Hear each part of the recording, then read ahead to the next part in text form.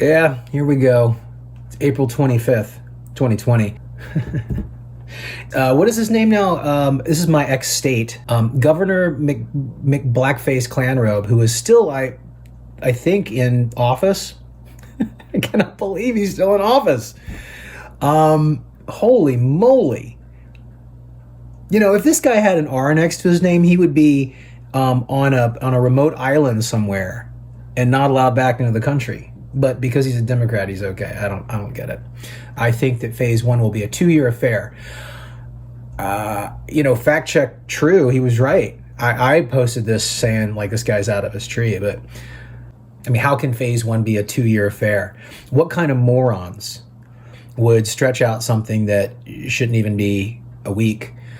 This was one of the few things that I got wrong. I didn't think that we'd be this stupid.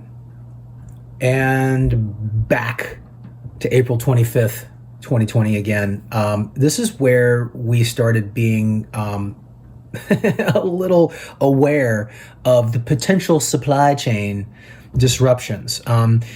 And we had a meat shortage. Around this time, we had some spikes in some of the meat processing plants. Interestingly, I remember, and I think that most of you do too, is the meat workers were sick, and there was a national decree that like you can't close down the meat plants. Like you got to figure it out. You got to work sick or whatever.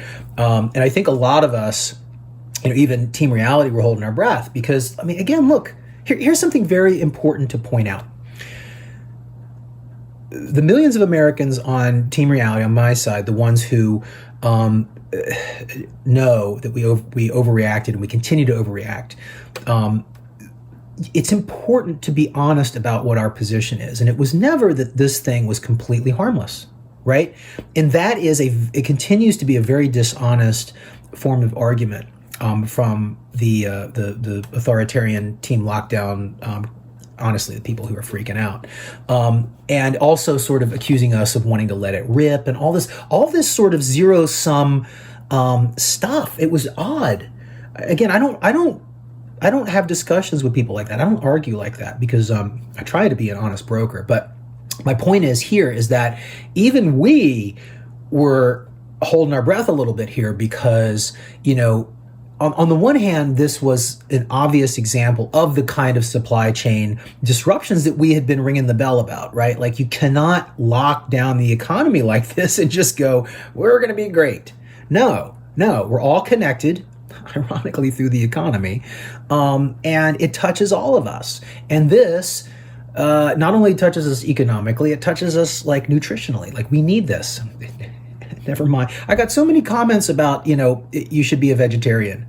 I get it, right? But, most of the people are not. This is how we get our food. And this was a problem. And the fact that they sent them back to work, they were like, you cannot close these plants down, even if you have a spike. I think a lot of us were thinking like, shit, I don't think that you can get COVID from, ground beef or whatever they make here, but eek. Is this smart? Is it smart to have, infectious people, kind of forcing them to go back? Once again, though, there was no extra spike here, right? They had a sort of a garden. I don't want to call it garden variety because I think some people died, but they had a regular spike. But the fact that they were forced to sort of go back and they tough it up, you're essential, go. Just like all of the other essential workers, there were no extra spikes. And we continue to this day to not acknowledge that. Did they get lucky? Did all of these, with the fact that there was no Amazon spike, there was no grocery spike, there was, again, aside from the initial scare here, there were no extra meat packing spikes of the essential workers, truckers, there just weren't. And again, did all of these industries and all of these sectors just get magically lucky? Maybe. But once again, it comes back down to evidence. This is evidence. This was evidence. All right. And the fact that we forced them to go back, and thankfully there was no extra spike, and thankfully we did not catch COVID through the meats, was a good thing, right? We took a little bit of a chance here. Totally admit that, right? And again, we have to do that sometimes because there is no such thing as perfect safety. I thought that this was going to go bad wrong, especially in terms of the supply chain. And thankfully, I was wrong. The reason why it didn't affect the supply chain is because they forced them to go back. But fun times. Yay, us.